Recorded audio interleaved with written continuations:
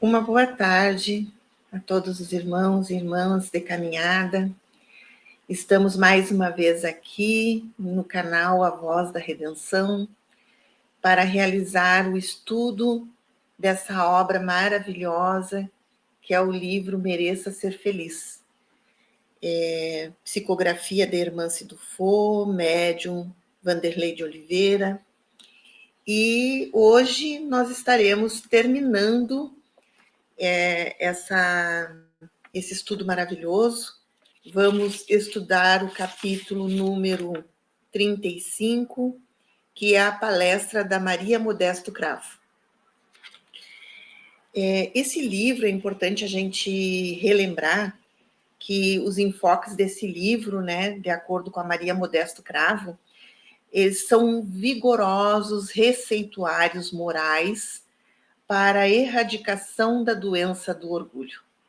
E, ao mesmo tempo, é um tratado para a busca da felicidade que só começará a despontar quando tivermos a coragem de apedrejar os espelhos da ilusão e quebrar as imagens fictícias de nós mesmos, mirando o espelho da realidade no resgate do eu divino e exuberante, ao qual todos nós destinamos ser.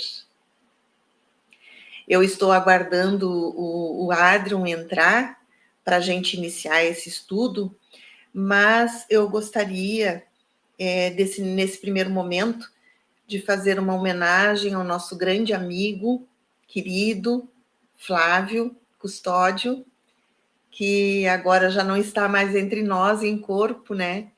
E agradecer a ele pelas bênçãos desse trabalho, por ele ter confiado no nosso propósito, no nosso projeto de estudar esse livro.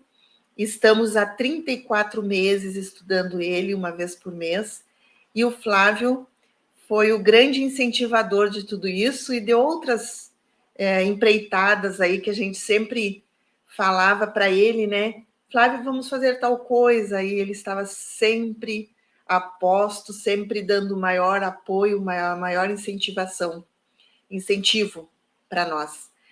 E eu quero te dizer, meu grande amigo, que foi um grande prazer estar contigo nessa jornada, mesmo que tenha sido por um pouquinho tempo, né? Mas o prazer foi muito grande no sentido de que aprendemos sempre muito contigo. A tua lição de vida, o teu exemplo, a tua persistência, a tua paciência, a forma como tu tratavas todos nós, é um grande exemplo. E fique certo que nós vamos continuar, né, nessa caminhada, tendo sempre presente na nossa mente de como que a gente deve agir e tratar a nós mesmos e as pessoas que nos rodeiam. Gratidão eterna. Então, pessoal, enquanto o Adrian não chega, nós vamos nos harmonizando, né? Como eu disse, o capítulo é o número 35, a palestra de Maria Modesto Cravo. E como em todos os capítulos, né, sempre elas tiveram o cuidado, a Irmãce, o Vanderlei, na organização deles, tiveram o cuidado de pegar um fragmento ou do Evangelho ou do Livro dos Espíritos, né, o Livro dos Médiuns também.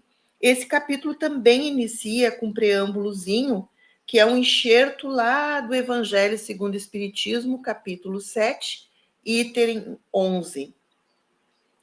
Então, esse preâmbulozinho diz assim: sem a humildade, apenas vos adornais de virtudes que não possuis, como se trouxesseis em vestuário para ocultar as deformidades do vosso corpo. Então, sem a humildade, apenas vos adornais de virtudes que não possuis, como se trouxesse um vestuário para ocultar as deformidades do vosso corpo. Evangelho segundo o Espiritismo. É importante também lembrar que esse livro, a primeira edição dele foi de 2014. Eu tenho a edição aqui de 2002. 2014, então, foi a primeira edição. E nesse capítulo nós vamos ver que é uma palestra da Maria Modesto Cravo, né? E ela explica que eles estiveram, e deve ter sido lá em 2014, ela diz assim, estávamos no último dia do abençoado curso. Era um curso, né, que foi idealizado pelo benfeitor Eurípides Barçanufo. Então, ela conta, né, o que foi tratado nesse curso e cita todo o aprendizado que foi para todos, né, que estavam participando. Ela colocou que quem estava à frente do curso era o Inácio Ferreira, a Ivone do Amaral Pereira, a Nália Franco, Jerônimo Mendonça, Francisco de Paula Vitor, Benedita Fernandes, Cairbar Schutel, que, né, eles foram trazidos, eles buscaram, através desse curso, né, relatar vários aprendizados que eles obtiveram e que eles queriam trazer para todos nós, né? Então, assim, ó, ela diz assim, não bastasse a lição de vida e amor do apóstolo sacramentano, ainda tivemos o ensejo de conviver e ouvir inúmeros servidores da seara, que foram essas pessoas que eu citei agora, né? Então, os mais vivos e penetrantes relatos foram trazidos como alerta e recebido como drágeas de motivação para servir com mais intensa abnegação e louvor.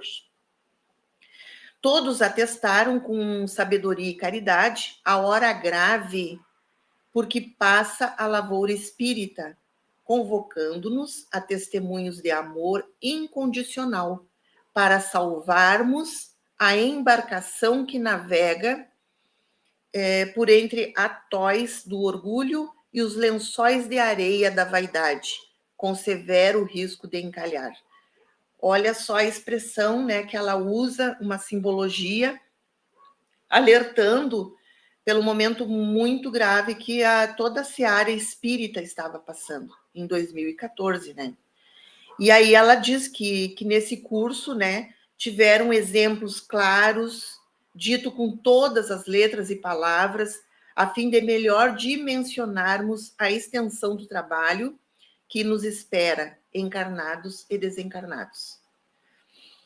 E aí, no encerramento da atividade, a Maria Modesto, né, Maria Modesto Cravo, para quem não sabe, ela foi uma dedicada cooperadora do Sanatório Espírita de Uberaba.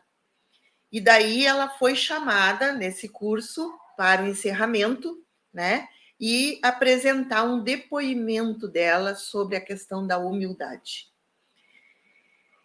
E para eles, essa palestra seria uma medicação apropriada, né, para os nossos problemas do orgulho. Então, o que a gente decidiu? Nós decidimos, como é uma palestra dela, a gente decidiu ler esse capítulo, né, para não perdermos nada daquilo que ela está querendo nos dizer, estava e deve ainda estar, né, querendo nos dizer sobre essa questão da humildade. Então, acho que vale a pena a gente ir lendo, comentando, né? E ela inicia assim: amados companheiros, paz e esperança. Costumo dizer a Eurípides que quando sou convocada a falar de humildade, é porque meu próprio nome carrega a sina, entre aspas, ela colocou, desse tema. Maria Modesta, que vem de modéstia.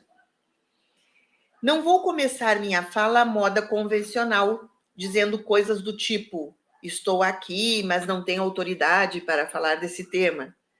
Muito pelo contrário. Digamos humoradamente que me orgulho da minha humildade. Os conceitos que tomaram conta da cultura popular sobre o que seja humildade prejudicam em muito seu verdadeiro significado. Associa-se humildade com simplicidade, pobreza, atitudes discretas e inúmeras coisas parecidas em ser alguém apagado, que não se destaca, que se mantém no anonimato, que não expressa e nem possui qualidades. Olha só a verdade que ela está dizendo, né? Em geral, a nossa educação, tanto formal quanto na família, na sociedade, a pessoa humilde é aquela pobrezinha, né? Apagadinha, que não tem opinião própria, que aceita tudo. É assim que a gente entende humildade, né? Então, ela com essa palestra, ela vai nos ensinar o que é humildade e tentar desconstruir toda essa ideia que com o tempo a gente foi tomando como verdade e colocando na nossa vida, né, nas nossas ações no mundo, esse conceito de uma forma totalmente equivocada. Então ela diz assim: Jesus, muito sábio e humilde, certa feita foi chamado de bom e não aceitou o adjetivo, alegando que bom era só o Pai e que poderia ser chamado então de mestre, porque isso sim ele era e assumia com louvor. Isso, diz a Maria Modesta, é a humildade, ter consciência do que se é. Né? Então, para termos essa consciência do que a gente é preciso que a gente comece a olhar um pouquinho mais para dentro de nós mesmos, né? Que a gente tem aquele costume assim errado, né? De ficar olhando para o outro, olhando para fora, examinando o que está acontecendo ao nosso redor. Não que isso seja errado ou que seja equivocado. Não. Mas nós precisamos tomar um tempo da nossa vida para começar a olhar para dentro de nós. Quem é que nós somos? O que a gente está querendo para a nossa vida? Qual é o nosso desejo central? Que tanto o André Luiz fala, né? Qual é o meu desejo central? Quem eu sou? Por que eu estou aqui? Será que eu sou essa pessoa, esse espírito que vem para cá e com a morte tudo acaba, tudo termina, né?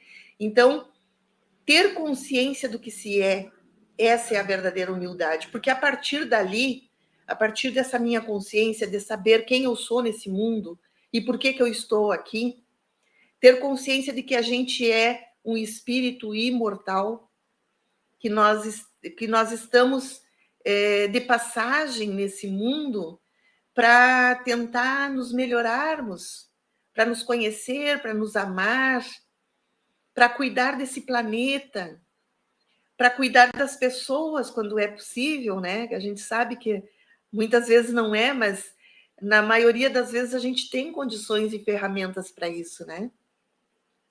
E ela segue dizendo: segundo o benfeitor Barçanufo, esse curso destina-se a nos dar melhores noções sobre o orgulho e como superá-lo, enfocando especialmente a luta de nossos irmãos na comunidade espírita humana. Então, eu gostaria de começar esse assunto dizendo, com a franqueza de sempre e com muita piedade, que os espíritas estão muito orgulhosos da humildade que imaginam possuir. Sim, é isso mesmo. E vocês são testemunhas das lutas e problemas que todos nossos irmãos queridos carregam para cá por causa disso. né? Então, nós sabemos que todos, indistintamente, temos lutas, né, para ser enfrentadas no nosso dia a dia, que a gente vem trazendo de outras épocas, de outros momentos, né? Então, ela fala assim, com muita franqueza, muita piedade, né? Que nós, espíritas, não possuímos tudo isso que a gente imagina ter, né? Não somos melhores que ninguém pelo fato de sermos espíritas, né? Então, nós imaginamos ser mais humildes, nós imaginamos ter mais conhecimento, nós imaginamos. É toda uma questão de uma ilusão criada e que deve, né, ser debatida dentro de nós.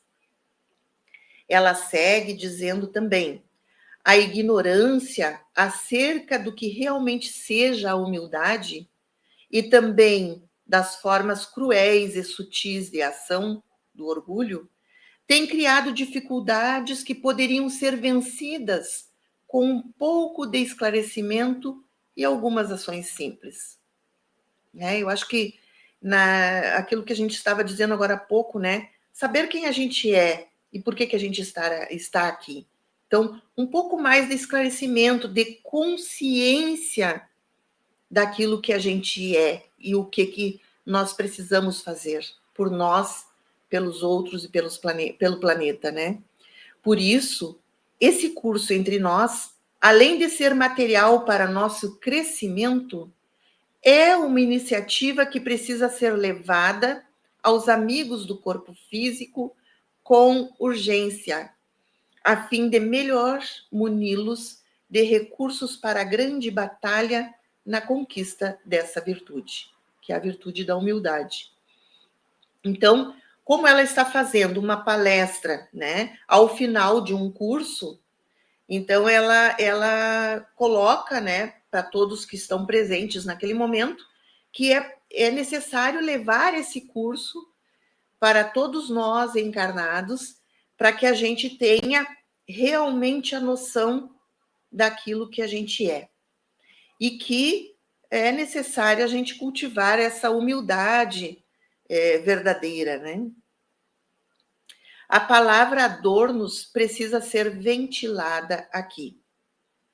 Adornos, máscaras, capas, expressões desagradáveis de se mencionar e que estão fazendo parte da vida psicológica e emocional de muitos corações bem intencionados, mas ignorantes sobre a sua própria realidade espiritual.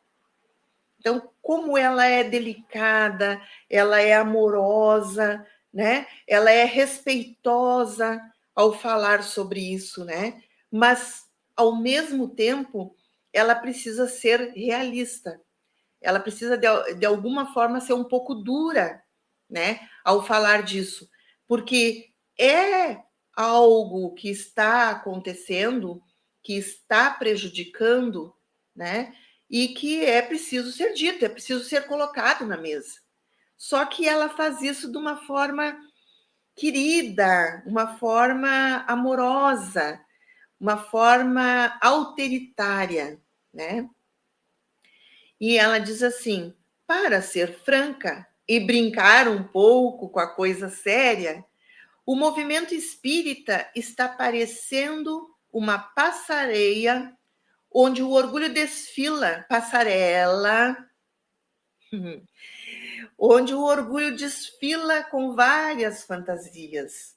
Fantasia de grandeza e propriedade da verdade são os adornos que mais se vê. Então, ela dá um puxãozinho de orelha assim em todos nós, né?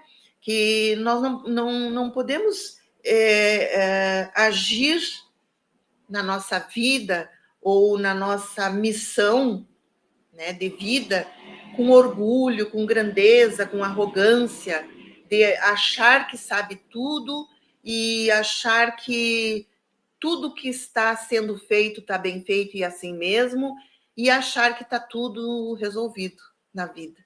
Não, né? É preciso que a gente se dispa, desses adornos, dessas fantasias, que ela diz aqui, né? Para que nós possamos realmente assumir, né, com afinco, a nossa tarefa de levar adiante, né, essas verdades maravilhosas que nos são trazidas a todo momento pelo mundo espiritual. E ela segue: os que se encontram fora do corpo, né? Os que se encontram fora do corpo, sabemos bem quem são. Os espíritos espíritas. Sua trajetória espiritual. Não. O que nos encontramos fora do corpo, sabemos bem que são os espíritos espíritas. Sua trajetória espiritual. Torna-se imperioso, mais do que nunca, alertar nossos irmãos da carne acerca dos acontecimentos que temos presenciado aqui no Hospital Esperança, para devotarem-se com todas as forças na libertação do peso das ilusões que cultivam a pretexto da grandeza espiritual. Porque no Hospital Esperança, todos nós sabemos, né, existe uma ala lá, porque o Hospital Esperança é um hospital, né, que está na dimensão espiritual, e ele é destinado aos evangélicos, católicos, espíritas e políticos.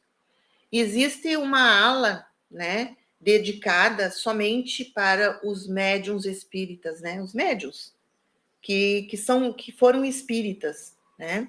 E aí então eles se dão conta muitas vezes do quanto esses espíritas se equivocaram, né?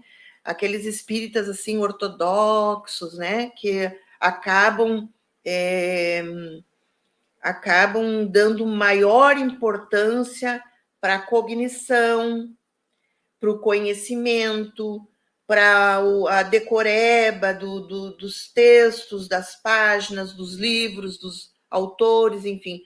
Não é que isso não seja importante, é muito importante e é a base.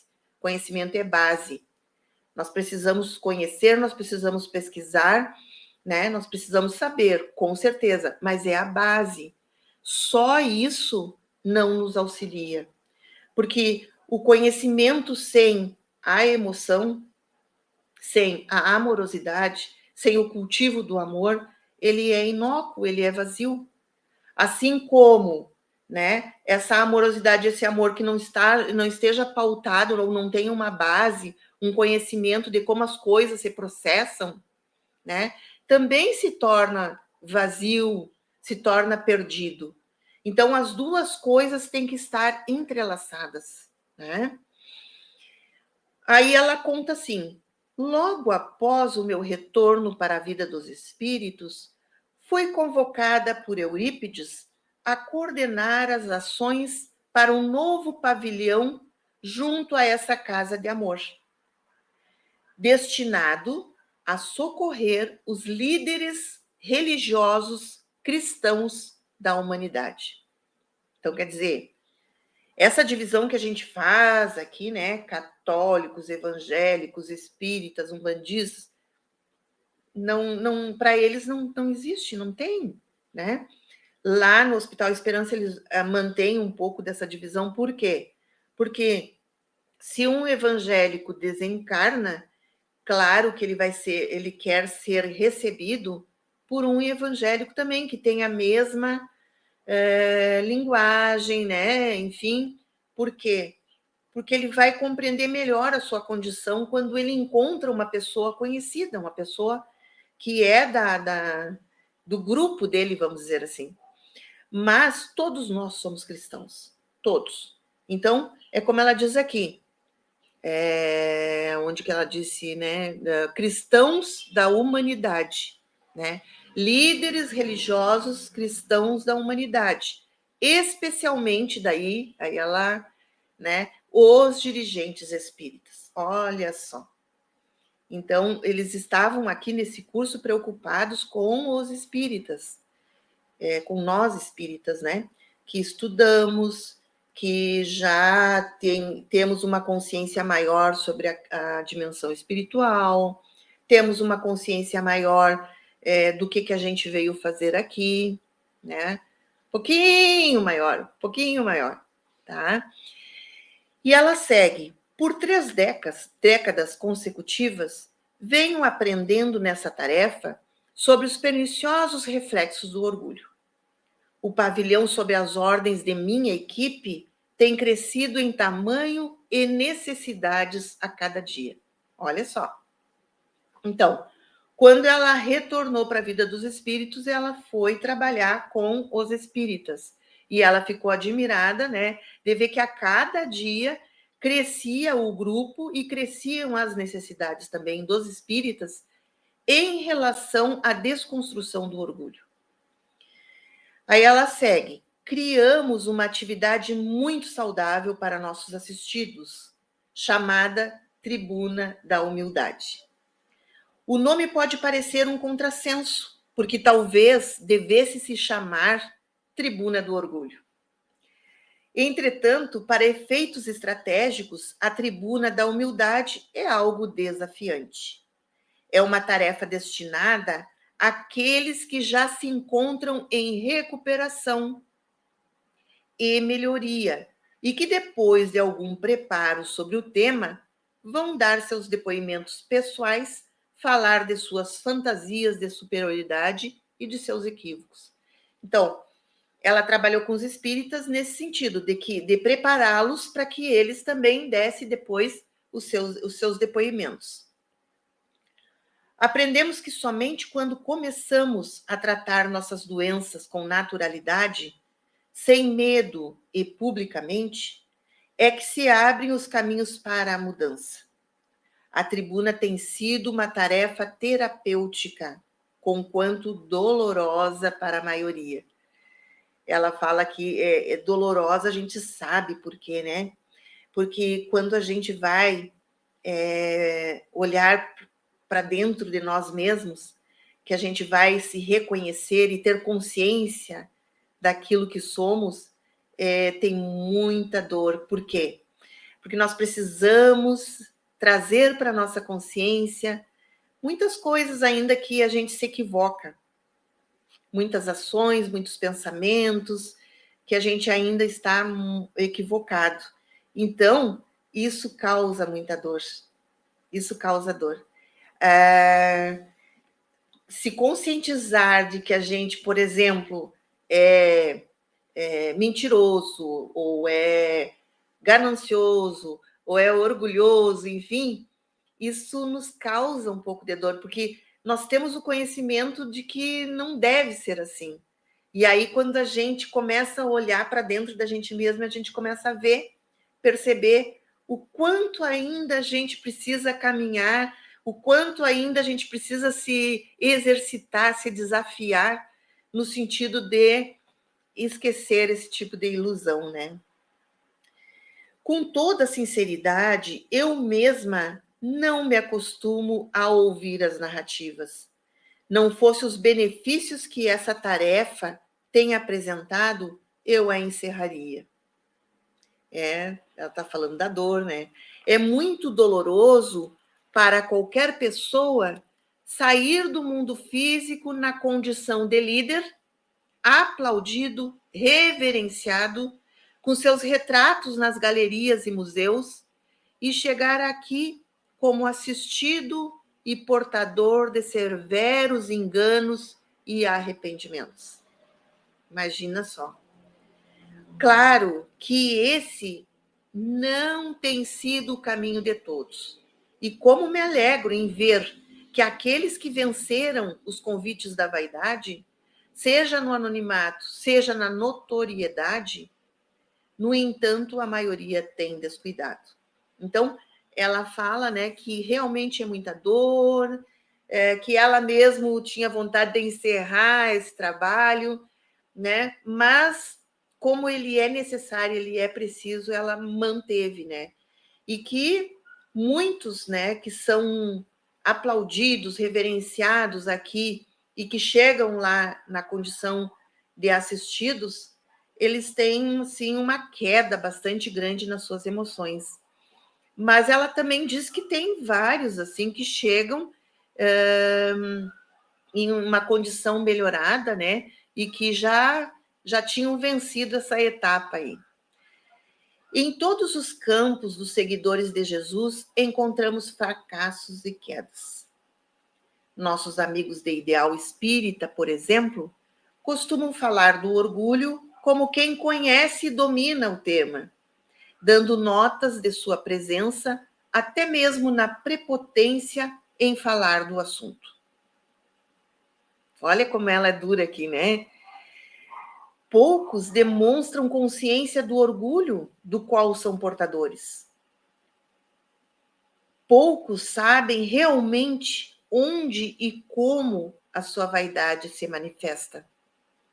Basta dizer humoradamente que existem muitos corações orgulhosos da reforma íntima que já fizeram.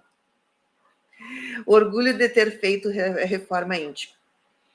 Tão orgulhosos que se sentem melhores e mais adiantados que a maioria das pessoas, dando ensejo ao surgimento de férteis imaginações de que são missionários prontos para salvar a humanidade, quando, em verdade, expressiva maioria deles não estão conseguindo salvar nem a si mesmos.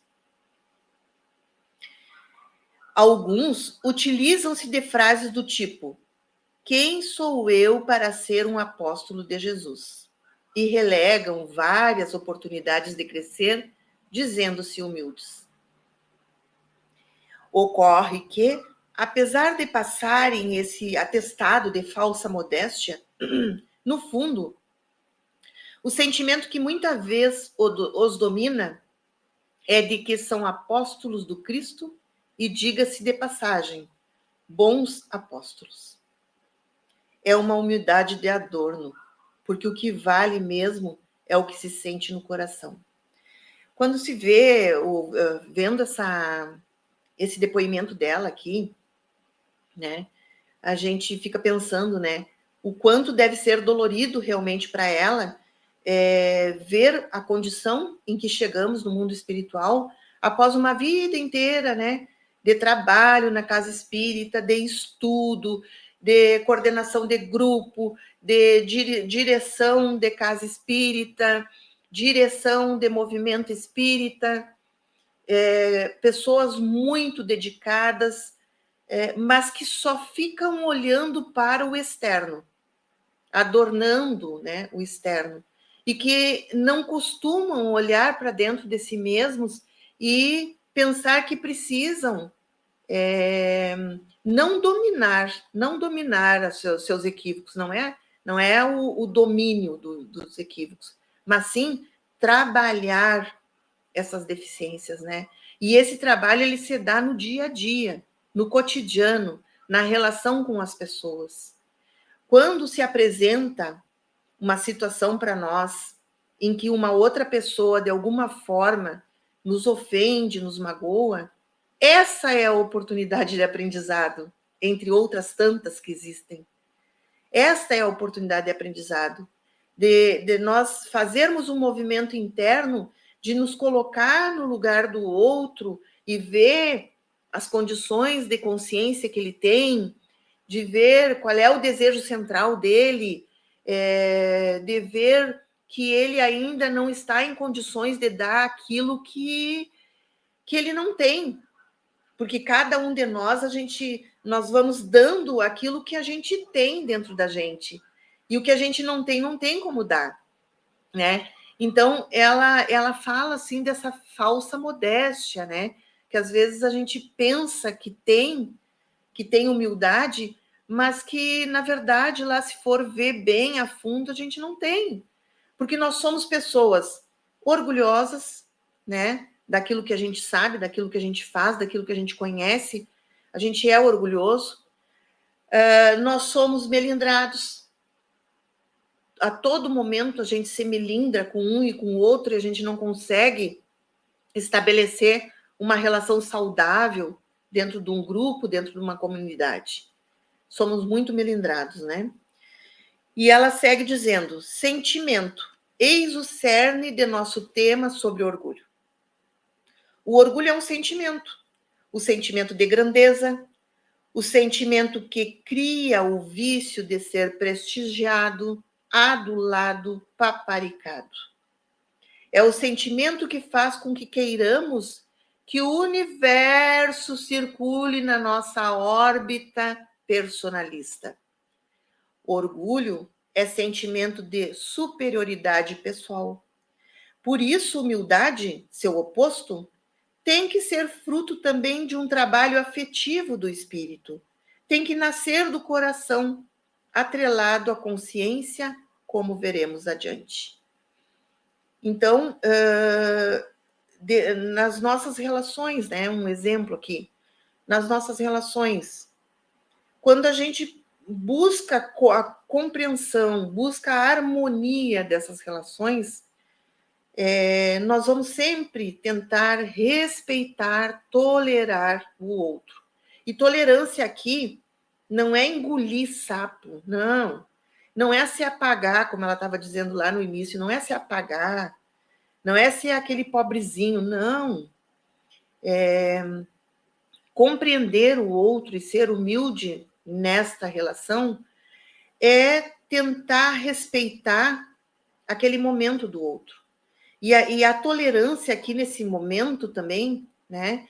Ela é não só o respeito ao outro, mas também tentar aprender com essa diferença. Porque nós somos colocados em sociedade, a gente tem sempre comentado aqui, nós somos seres sociais e estamos em relação com os outros para aprender. Porque se nós estivéssemos sozinhos, com quem que a gente iria aprender? Porque é no conflito, é no embate, é nas divergências, é no diálogo que nós vamos aprender. Que a gente também tem oportunidade de se conhecer, né? Talvez no conflito, se a gente pensar que houve o conflito não só por culpa ou responsabilidade do outro, mas também por responsabilidade minha, a gente começa a pensar que responsabilidade é essa? O que eu fiz? Como é que foi que eu agi, né? Para que esse conflito aconteça. Então, ela diz assim, segue dizendo: não é demais dizer que o orgulho é um grande vilão, astuto e hábil sedutor. Os espiritistas estão confundindo sob a ação hipnótica da vaidade o conhecimento da doutrina com elevação espiritual. É isso mesmo. Adquirem alguma fatia de saber e sentem-se detentores da verdade, que poucos sabem e esbanjam a falsa sabedoria em longos discursos de conversação. É isso, e isso não ocorre somente aos neófitos. Entre os dirigentes que temos atendidos no pavilhão Bezerra de Menezes, nome que demos para a ala da nossa condução aqui no hospital, encontramos em todos a espontânea manifestação de surpresa ao perceberem que os livros espíritas, apesar da riqueza, dão pálida e distante ideia da realidade da morte e dos movimentos que se operam na erraticidade. Olha só, por mais que a gente estude, né, e pesquise, ainda a ideia é muito pálida de tudo que acontece, né? É uma pena que tenham que morrer para perceberem que sabem tão pouco. Isso ocorre porque a cultura espírita foi engessada, institucionalizada por padrões que impedem ampliar e dilatar a visão. A gente, no mês passado, a gente comentou sobre essa questão, né, da visão engessada, institucionalizada. Nós primamos tanto pelo estatuto, pelo regimento, pela burocracia, pela administração, e a gente esquece de ser flexível, de ser amoroso, de ser compreensivo, de ser respeitoso, né? Então, nós damos muito mais importância para esses padrões, institucionalização. E eu dizia o mês passado, né, que não seja necessário, né? A gente sabe que uma certa disciplina é necessária. Só que a gente dá muita importância para isso, em detrimento da amorosidade com as pessoas, né? O intercâmbio mediúnico estacionou em convenções que mais parecem cadeados, que cerceiam a entrada espontânea e madura dos médiuns na consciência fiel sobre os fatos do mundo espiritual. E nos bastidores, lá está ele, o nosso astuto inimigo, a prepotência. Uma das camuflagens do orgulho, fortalecendo ideias de salvação e grandiosidade em função das ações de caridade e do conhecimento, que dotaram muitos parceiros de ideal, de acentuada em vigilância sobre sua verdadeira condição. Então, ela coloca muito essa questão do sentimento de grandiosidade, da questão de ser aplaudido, de ser reverenciado, da prepotência, da arrogância. Ela coloca muito também essa questão do engessamento, da institucionalização, né?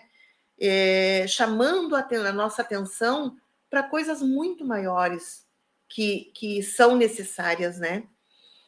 E ela continua: generalizou-se na comunidade espírita a preocupação com a ação das trevas.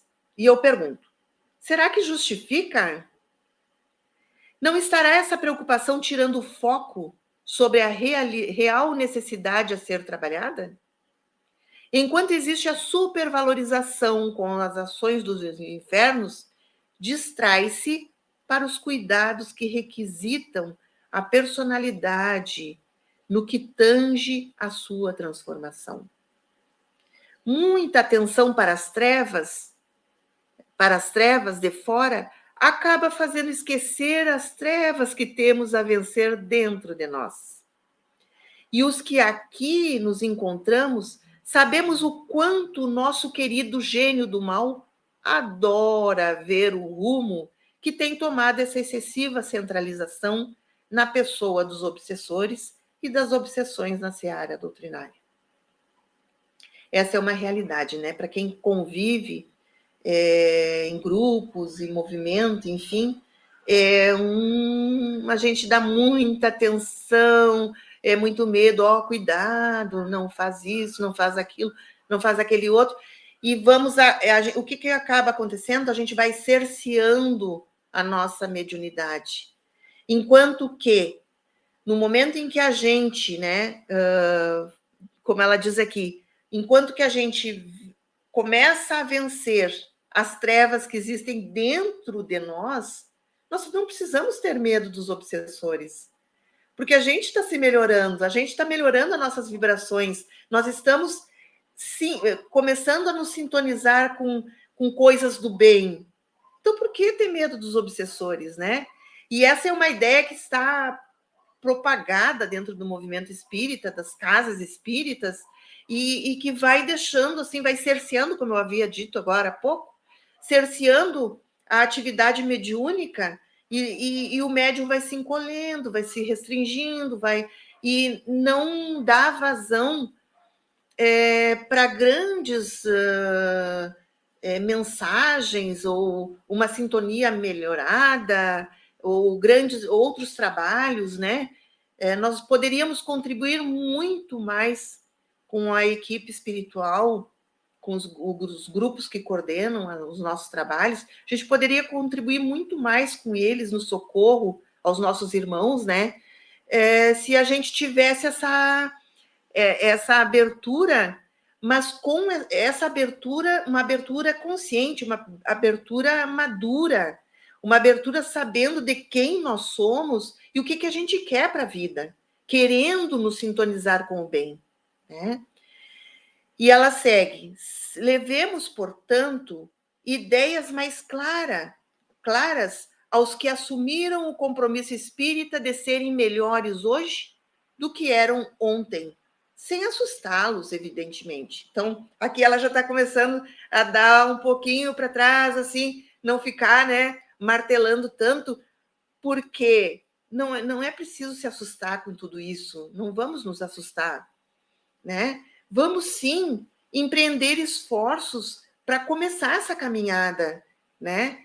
E ir trilhando ela com paciência, com perseverança, com determinação, sabendo aquilo que a gente quer.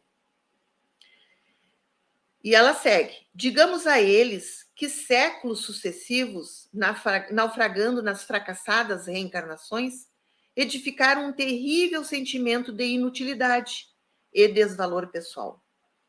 É a angústia básica dos espíritos que renascem atualmente no corpo físico, um lacerante complexo de inferioridade. Vejam a necessidade que o homem tem de ser grande sem o ser, e fazer-se de forte sem o ser, de bancar o iluminado somente porque transitou alguns anos nas tarefas assistencialistas ou na leitura de uma dezena de livros libertadores. Os traumas da vida extrafísica, a dor do arrependimento ou da culpa, do medo e da fuga, têm ocasionado reflexos mentais de difícil erradicação. E a gente tem acompanhado isso nas reuniões mediúnicas, de companheiros nossos espíritas que vão, que se comunicam, que têm esse arrependimento, né? Que lamentam muitas vezes tempo perdido, enfim, tá? Seguindo, os traumas da vida extrafísica, a dor do arrependimento ou da culpa. Ah, tá, eu já li essa parte aqui. Os remorsos na erraticidade, provenientes do que fizeram ou deixaram de fazer em anteriores existências, têm constituído a perpetuidade das provas que começam na carne e se mantêm depois da morte corporal. Né? Então, quer dizer, se a gente empreender esforços no sentido de nos tornarmos cada vez mais conscientes, né? E sabermos o que a gente precisa fazer, não tem por que depois chegar lá e se arrepender, né? Expliquemos, pois, aos que possam nos ouvir no plano físico, a importância da valorização mútua pela fraternidade das equipes, que se amam e tratam a todos como uma família, o valor da atenção para os que ingressam no centro espírita e, sobretudo, a urgência do diálogo fraterno como fonte terapêutica sobre os circuitos mentais autoobsessivos. Nossa, como isso aqui tá legal, gente, assim, ó, porque infelizmente os nossos companheiros, os nossos irmãos, né, que estão dentro das casas espíritas, estudando, trabalhando, a gente sabe, com muito afinco, com certeza, com muita dedicação, mas que estão equivocados muitas vezes, né? Por quê? Porque não conseguem se conectar bem, não conseguem se relacionar bem com o próprio grupo da casa, né? Então, o diálogo, o entendimento, o respeito, a amorosidade, é isso que ela está falando aqui, né? Essa modéstia imaginada pelos espíritas precisa ser esclarecida em favor da felicidade deles próprios. Eles estão com orgulho da humildade, que supõem possuir. Isso é grave. Uma modéstia imaginada e não sentida, uma quase fragmentação que beira os quadros mais conhecidos da psicose pacífica aceitável. Como assevera Inácio Ferreira, os espíritas estão passando por uma loucura controlada, uma psicose intermitente, mas temos que perguntar: quantos conseguirão manter esse controle? E até quando? Então, quer dizer, o que ela está dizendo aqui é que muitas vezes o pessoal assim se controla, né? Se domina suas emoções. E não é o domínio que seria o domínio um primeiro passo, mas não é tudo. Não é tudo. Nós precisamos trabalhar essas emoções e esses sentimentos. Conhecer, em primeiro lugar, e trabalhar. Porque só o domínio não adianta, né? Porque a gente sabe que a gente vibra no nosso ambiente aquilo que realmente a gente é aqui dentro. Vibra. Por mais que a gente use a máscara, como ela disse mais adiante ali, que a gente use a fantasia, né? Essa máscara um dia, uma hora vai cair, né? E essa máscara, quando cai, a gente percebe com os nossos olhos físicos ou com o nosso sentimento. Mas, enquanto a gente está usando a máscara, tem uma infinidade de espíritos que percebem o que a gente é atrás daquela máscara, né? E a gente vai se sintonizando. Com encarnados e desencarnados, a gente vai se sintonizando de acordo com o que a gente é na nossa intimidade. Então, não adianta dominar, não adianta mascarar, né? Nós precisamos nos transformar, né?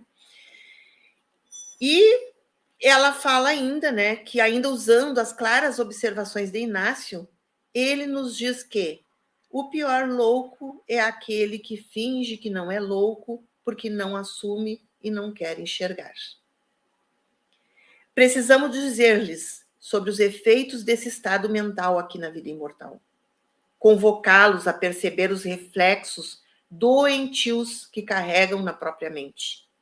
Vemos quantos companheiros estão empenhados em largar cigarros, bebidas, carnes, ambientes, como se a reforma íntima fosse restrita a movimentos primários de contenção, né? O trabalho no terreno dos sentimentos é o fiel da balança nos trâmites da evolução. Temos aqui reunidos 100 servidores que me ouvem. O curso foi com 100 servidores, né? E que se encontram no serviço ativo da psicografia junto à messe doutrinária. Se conseguirem com êxito na tarefa de enviarem ao mundo físico as minhas palavras, gostaria que esclarecessem algo que tenho aprendido no socorro a espíritas fracassados. O pronome nós tem sido empregado como manifestação de humildade. E vocês podem notar que o tempo todo de minha fala estou propositalmente usando a primeira pessoa, porque falo eu. Mas sinto nós, enquanto muitos falam nós e não são capazes de admitir o que se passa a poucos centímetros de suas vistas. É o personalismo travestido, uma fachada sem sentido para homens e mulheres que dizem seguir Jesus, o altruísta de Deus. É certo afirmar que tudo começa a partir do que falamos. Todavia, é preciso assinalar, né, que há muitos se iludindo e acomodando-se somente com as regras de fora, dentro do slogan espírita faz isso, espírita não faz aquilo, adotando convenções formalizadas de humildade, quando o que interessa é o que se passa no reino do coração. A isso chamamos de puritanismo, outro disfarce do nosso velho inimigo, as atitudes púdicas. Então, gente, assim, nós estamos a 5 minutos do nosso horário. Ela segue falando aqui e ela segue dizendo muita coisa legal que a gente vai ter que deixar para o mês que vem, né? Nós vamos deixar para o mês que vem, mas o que a gente disse aqui, né? O que a gente ouviu aqui da Maria Modesto já serve muito para o nosso cutucãozinho, né? Para a gente pensar uma pulguinha atrás da orelha, né? Esse mês todo a gente vai ficar com essa pulguinha ali incomodando. Que será que eu quero da vida? Por que eu estou aqui? Será que eu sou arrogante? Será que eu estou sendo muito orgulhosa, vaidosa? Será que eu estou compreendendo as pessoas que me cercam? Será que eu estou respeitando a pessoa como ela é, a sua diferença?